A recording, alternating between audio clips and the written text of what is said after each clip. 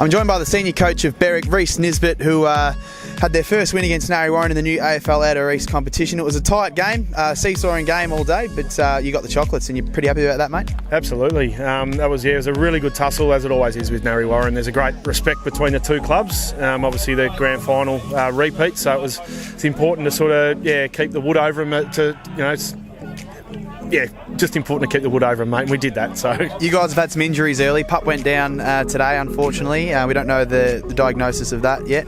But Shepherd as well did his ACL against YCW, so you guys have got your own problems in injuries, and Narre have had a few players leave the club, but as you said, you've got youth, so they've got youth that showed up today, and it could really show that they went the distance with you guys. Absolutely. They're the youth mixed with the experience, it's a dangerous thing, so their young kids really should hold their heads up high today. They've given us something to really have a good think about. Their game style was great. We weren't fantastic, but that's what Narre do to you. They really work on you to bring you down, so they did that really well today. You had a 2-goal buffer at three-quarter time. What did you say to the guys?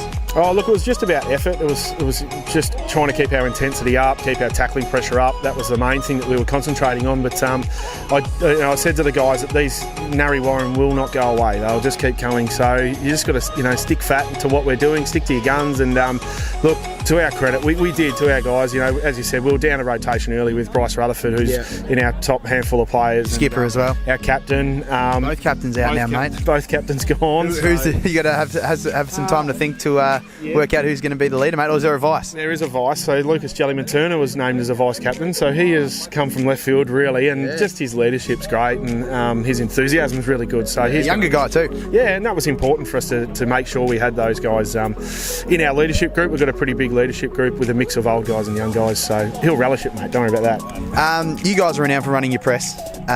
Look, the press worked late for you guys, freeing Harry Money up to kick 2 really late goals. Were you happy with how that happened?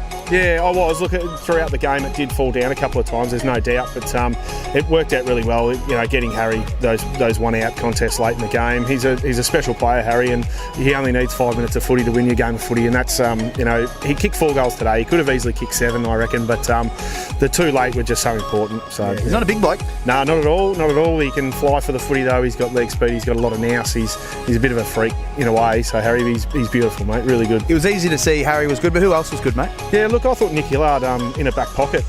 He played a really good game. Such a calm game. Like every time he got the footy, he was balanced and he had time. He was fantastic. Will Arthurson, Old Forest, another backline player. His run in the first half was huge.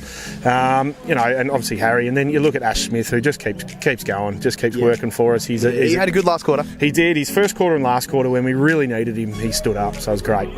Wandon next week, measuring stick. How are you feeling going into it, mate? You took a trip with the boys in the bus around the hills. We did. They've got some good forwards out there in Justin Van Oon and Daniel Gorringe and Mick Folks. Look, there's a plan in place on its way.